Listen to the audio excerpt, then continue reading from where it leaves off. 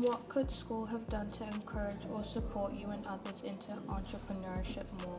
From my perspective, I think if you're entrepreneurial, then it's more a thing inside you. Like, it's not something that you can be told to do, really. What's the best advice that you can give to a student that's looking to start a business at school? I think it's important for everyone to evaluate themselves, right?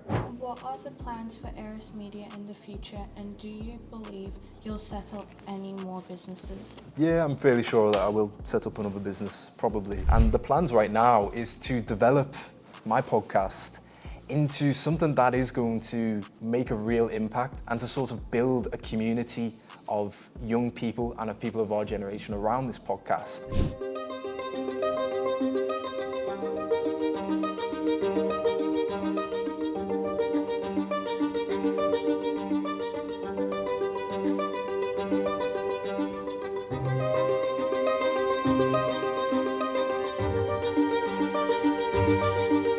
Welcome to the Kids Interview Entrepreneurs podcast. My name is Richard Layton. I work as the entrepreneur in residence within the Brett Centre for Entrepreneurship that's part of the University of Liverpool Management School. We're here this morning with Year 9 in UTC, the studio in the Baltic Triangle, with their competitions class, which is an extracurricular activity that students work on different entrepreneurial challenges. Thank you as always to Mr. Carey, the Sex to Skills Champion, for supporting the Enterprise Education in Secondary Schools programme that the Kids Interview Entrepreneurs podcast is part of us. He's actually on a school trip today, so thanks also to Mr. Phillips, the lead software and technology development at the school. Our two entrepreneurs this morning who are going to be interviewing our entrepreneur are Aweli and Maddie. Thanks ever so much for joining us and asking the questions. And our entrepreneur for this episode is Odita, who is a serial social entrepreneur. So he runs Aerus Media, and he also runs his own podcast as well, Inspiring Youth Agency. And I'll now hand it over to Aweli and Maddie to ask the questions. What does Aerus Media do, and how long have you run the business? So Aerus Media is my business. I've been running it for over a year now. And as Richard mentioned, it is the company that produces Inspiring Youth Agency, which is another venture within the business, which is a podcast and a community that I'm developing right now for our generation, people our age. Essentially, the podcast format is me interviewing, similar to what you ladies are doing here today, me interviewing young entrepreneurs, young successful people, and also people in a variety of different careers and sectors, essentially to get advice for young people and to have them talk about the issues that we face, essentially to benefit you guys. So anyone who's listening should come away feeling, I suppose, more enriched rather than like brain rotted, brain enriched, and perhaps more confident or more inspired, having heard the stories of the guest. So Aerus Media produces that podcast, and we also work with a variety of businesses around Merseyside, producing things like adverts and any sort of digital media, social media clips, all sorts of videos.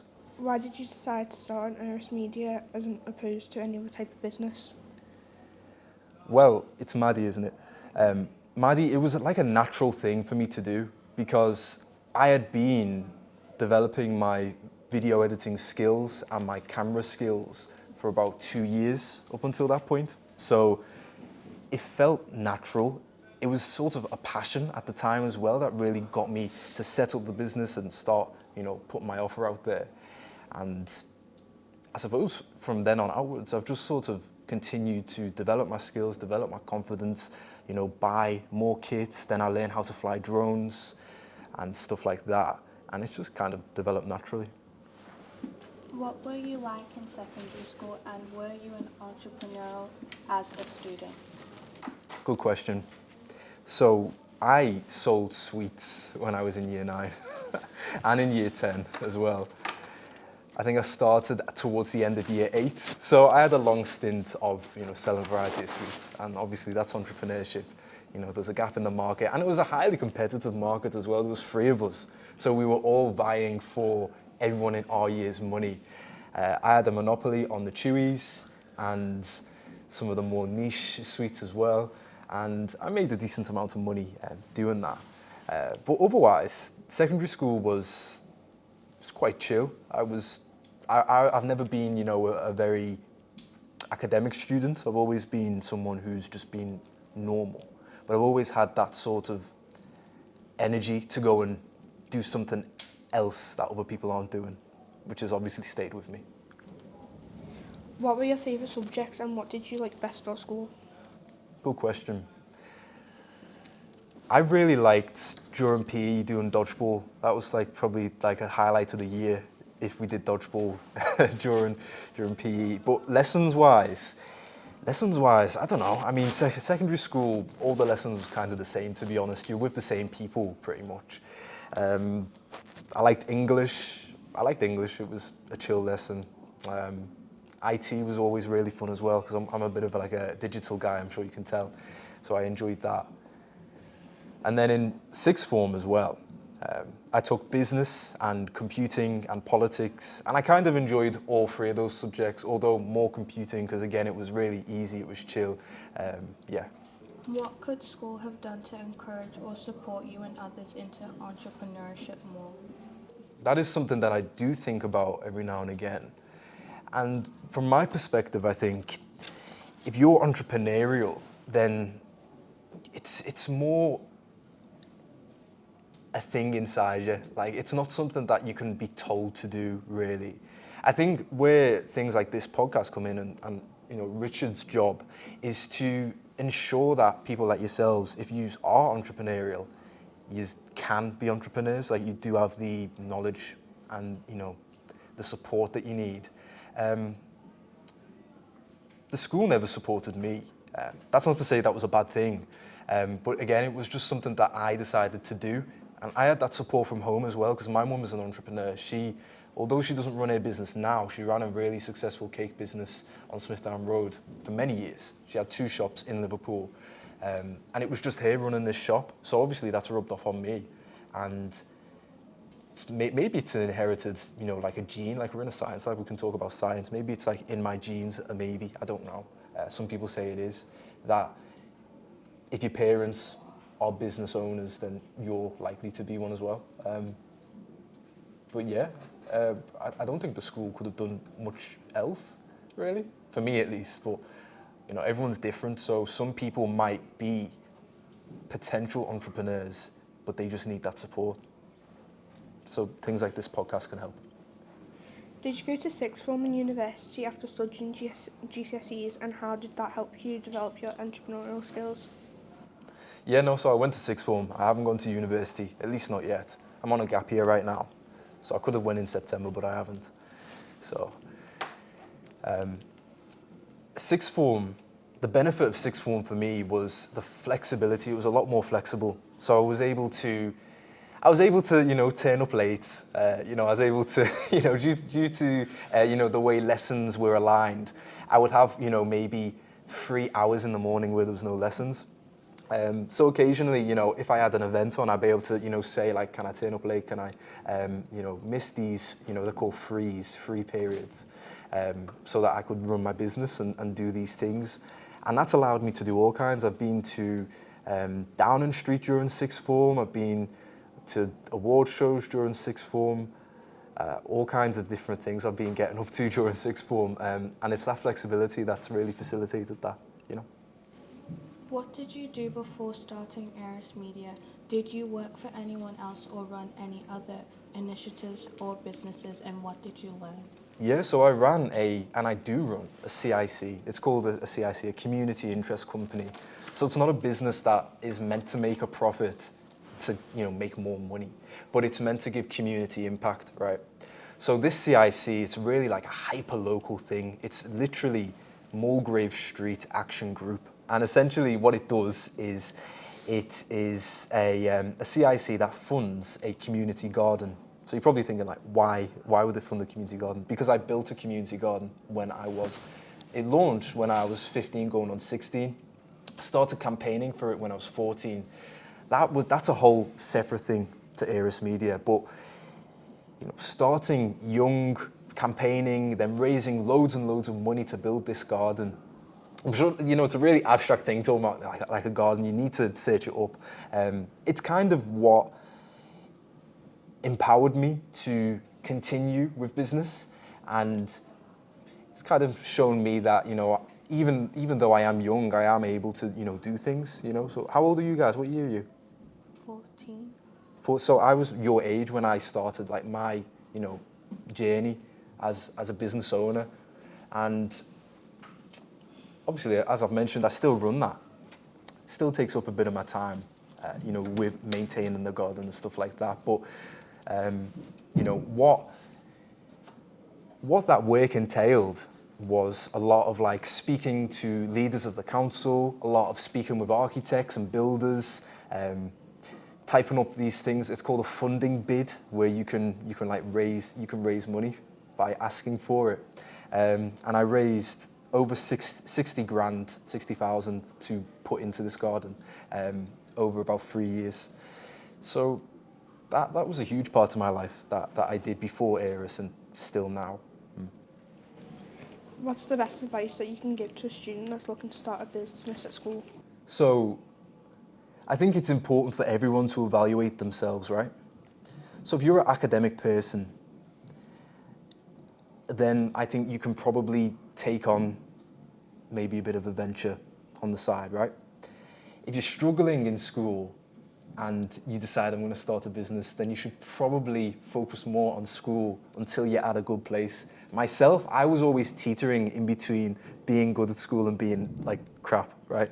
I managed to pull it back for GCSEs. I was, again, campaigning for the garden during my GCSEs, which meant that I was spending, a lot less time studying.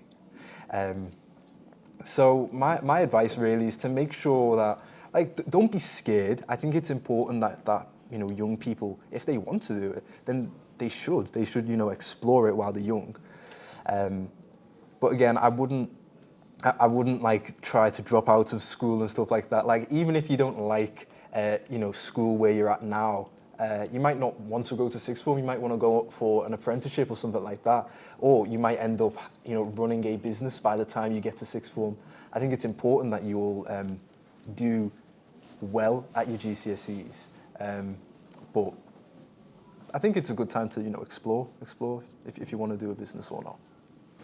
What are the plans for Aerus Media in the future, and do you believe you'll set up any more businesses? Yeah, I'm fairly sure that I will set up another business, probably. And the plans right now is to develop my podcast into something that is going to, make a real impact, and to sort of build a community of young people and of people of our generation around this podcast that can all benefit from it. And then from then onwards, we'll be able to develop more things off the podcast, different, directions, different things, to provide, a strengthened bond between everyone, I suppose, and to provide, more value. I'm talking really abstract, but as I've mentioned, the podcast is really something that, you will be able to listen to, and you come away from each episode feeling more inspired, or feeling more, enriched, feeling like you've learned something useful, or that this person's story has really impacted me. So that's the plan right now, to reach more people, to reach people like yourselves, to get you watching, and to, I suppose, build more, power behind it. If you were a secondary school student again now, what type of business would you look at to start, and why? I think, as young people, our minds are really malleable. We're really good at learning things, right? I think you guys, if you did want to do some sort of business, it should be centered around AI, I think. AI, artificial intelligence, because obviously that's going to be the future. So when you're my age, AI is going to be so much more developed than it already is now, and it's already quite powerful. So I think if you are looking to run a business at 14 or 13 or older, you should be looking to upskill in AI first, and to try and build that into your business somehow. So that could be AI web development, it could be AI app development, it could be, you can use AI to automate, you know, like when you go to a restaurant and they're booking your table, you can use AI to sort of do that faster, better, with less people involved. AI can save businesses so much money as well. So it opens the door of opportunity to you guys where you can now run a one-man or one-woman business and do it really well because AI is helping you. So the short of that is if you are looking to do some sort of business, then you should probably learn AI first or do it alongside what you're developing. All the questions? Is that all the questions? Yeah, that's brilliant. So thanks ever so much to Khan for his insights, his experience and expertise that he's shared with us today. It was really inspiring, and thanks to Awele and Maddie for asking the questions as well. We're going to go to the audience now to hopefully get some questions from you all as well, some things that you want to know from Khan. I think what's really amazing about Khan himself is that he's not a lot older than you. You're only four years older, and you started your entrepreneurial journey exactly at the time that you're in now. So I find that hugely inspiring that you have the opportunity to speak to someone who's a little bit further ahead than you now, but has taken action at the same age as you. Questions? Yeah, awesome. Do you wish you did anything differently? Nah, because I'm really thankful for where I am right now.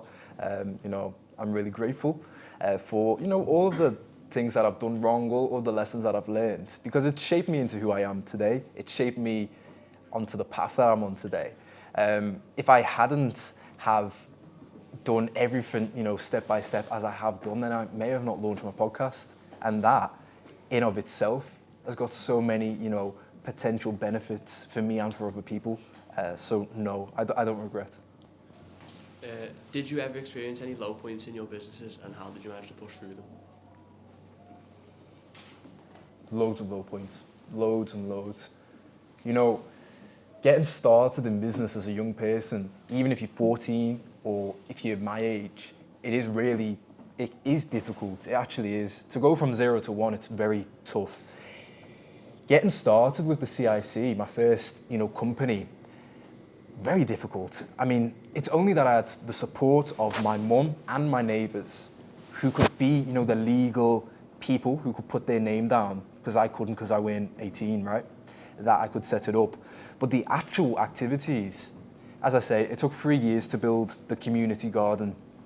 And during that time, there's been, you know, we've been crying, we've had arguments, you know, my family. I've dealt with people trying to like subvert the business, trying to take it off me, trying to like steal it, and got rid of them. And just the actual campaigning itself, you know, I dealt with about 5 different people who could have built the garden.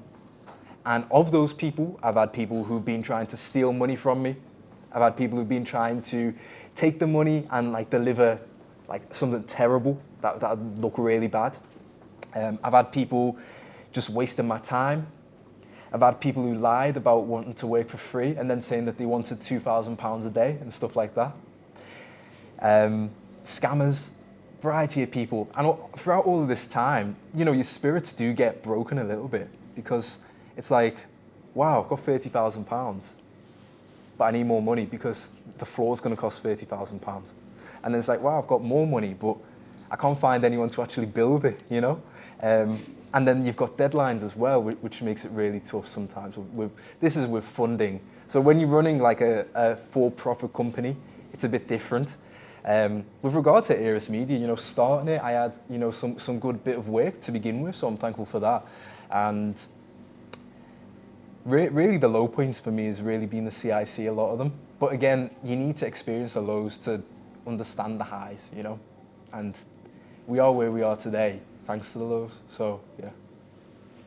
I think that's a really good insight there, because quite often a lot of people think the reason why they can't be successful or they aren't successful is because they don't actually have the money to buy the equipment, facilities and resources that they need to actualize the idea in their head and turn it into a reality. But you've given a really great example there that you had the money, and even when you have the money and the resources and the help and support that you need, it's still really difficult and challenging. And I think it took me quite a while in social entrepreneurship to realize that you're always going to have challenges regardless of whether you have all the support and all the money in the world. It's just the nature of how the world is, and I wish I'd have realised that maybe at a younger age, because it would have given you would have given me a better mindset. I'd have viewed it more like you view it now, which is it's a great learning curve. You're not necessarily doing anything wrong, but do learn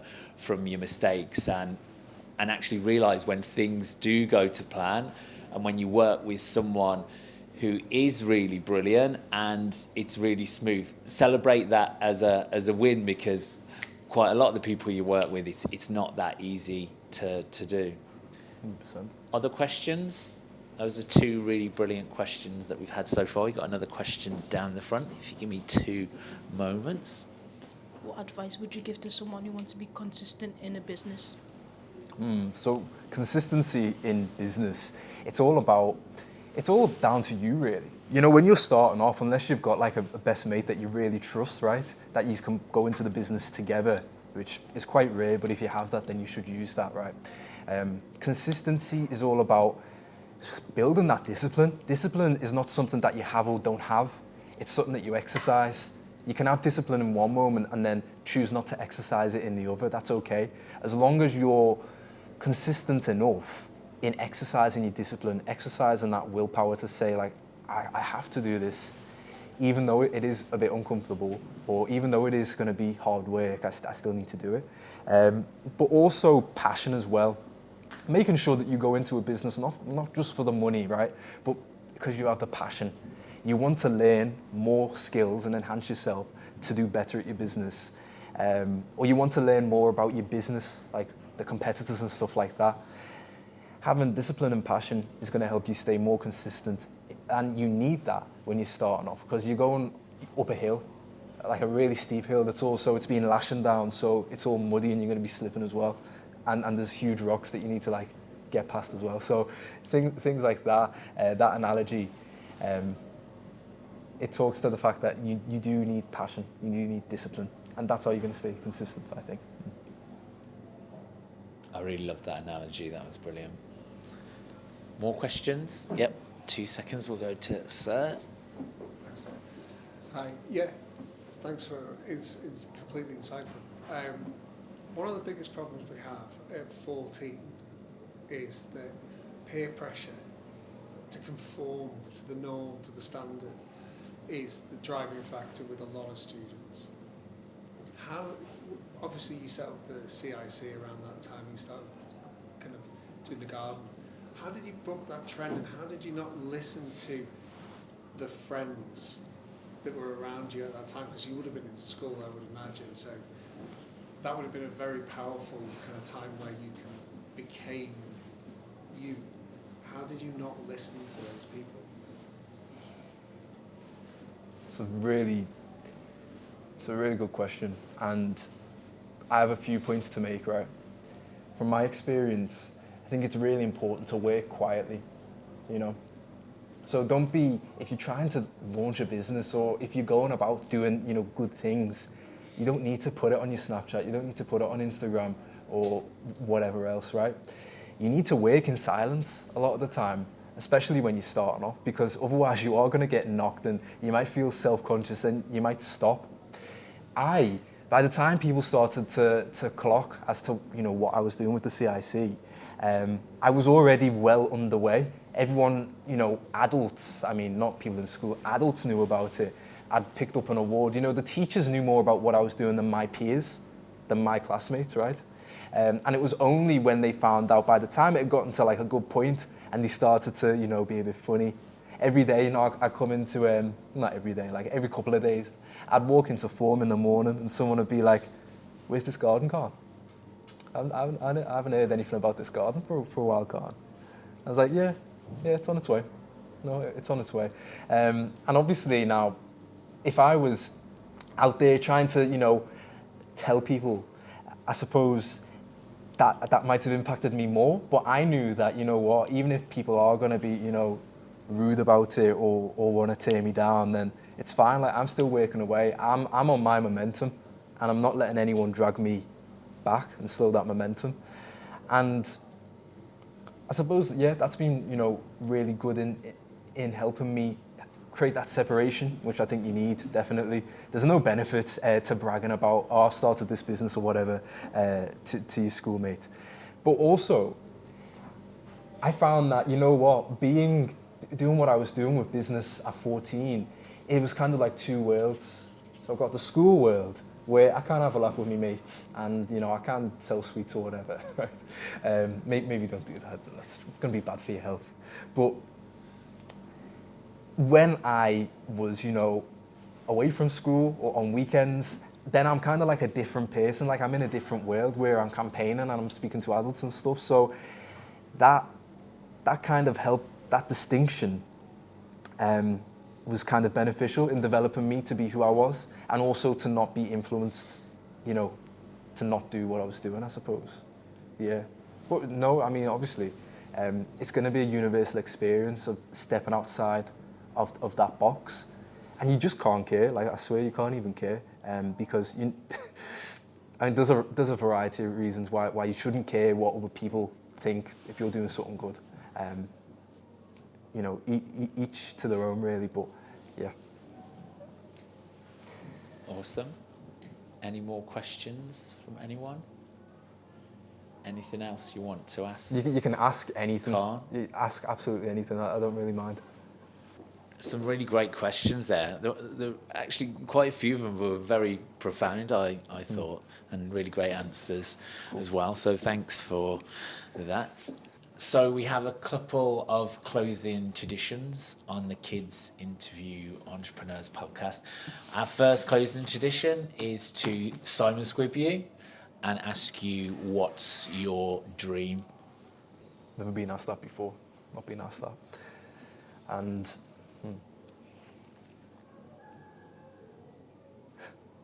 It's quite a profound question. It's a simple one, but it's very sort of profound. my dream. I'd argue that I actually have a variety of dreams, like for myself and for like what I want to do for other people, for my family. And if we're talking about making an impact beyond myself, I suppose my dream is to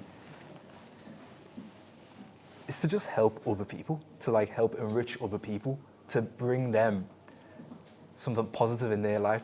I mean, right now, that's through the podcast. I don't know what that's going to look like in a few years, but my dream, I suppose, is that you're able to, look to what I do and be enriched and to impact your own life in like a good way. Because obviously you don't know what's going to happen from that, what people are going to do. But I suppose my personal dream is to just make sure that I can like look after my family, really, and to use business as like a really positive thing, and to help benefit, my family.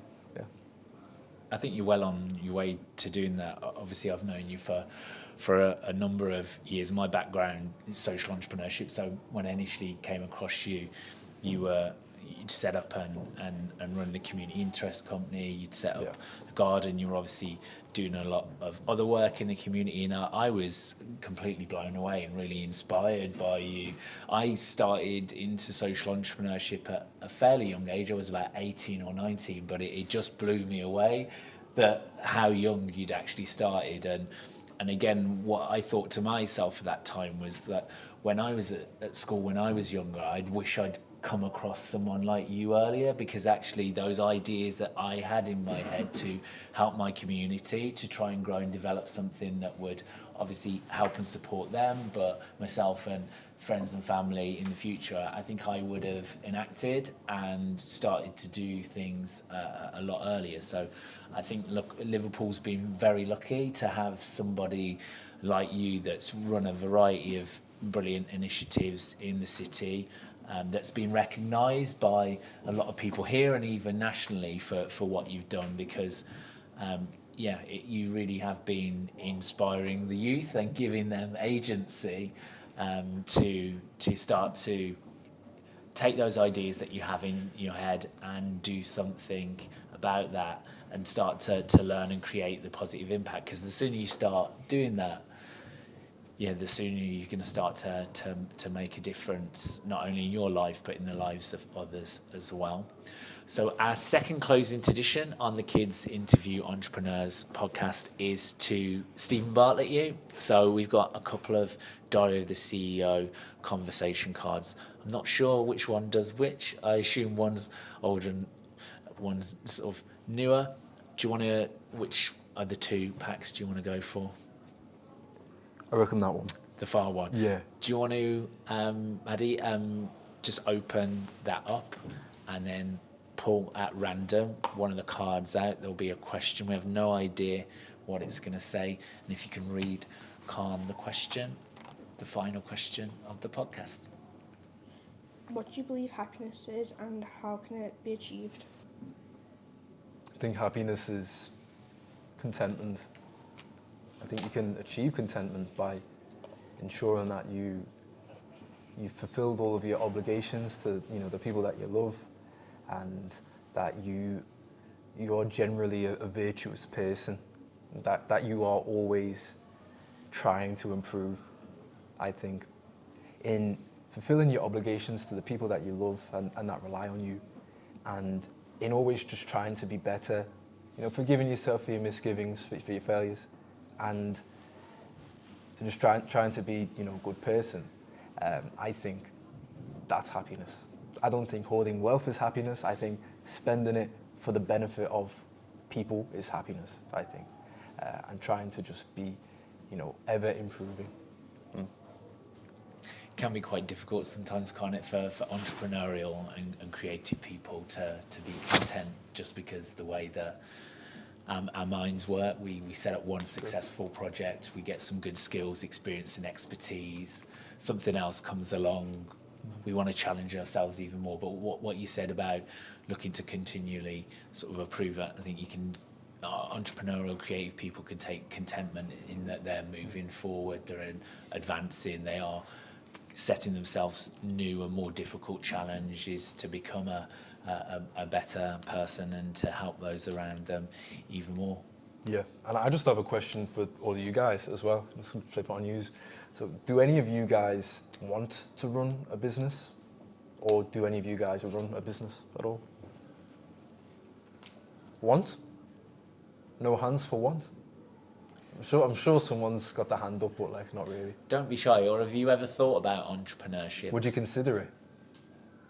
Yeah, so there's quite a few nods there, which is good. So I think what you sort of said before, the work that you're doing at the moment, trying to inspire those, give them the confidence that have an inkling that they might want to go into be in entrepreneurship or to become an entrepreneur. I think what you said earlier about entrepreneurship or the ability to be entrepreneurial being innate, I think there is something within that, and quite a lot of the entrepreneurs that we have on the podcast say how that they had friends or family who ran businesses who've directly or indirectly, consciously or subconsciously inspired them. So I'm sure that you've planted a seed and inspired some of the young people that we got in the class today that are thinking about entrepreneurship to hopefully take some steps forward. And we'll be running lots of other activities with not only with your year but other years in the school as well. So hopefully we'll be able to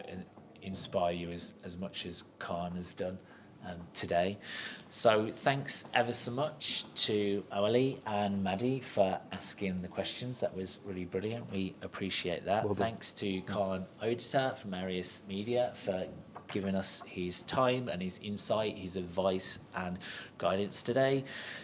Mr. Carey, Sector Skills Champion within the school, so UTC, the studio in the Baltic Triangle. Appreciate help and support not only with this activity, the Kids Interview Entrepreneurs podcast, but with the other activities that we run across the Enterprise Education in Secondary Schools programme.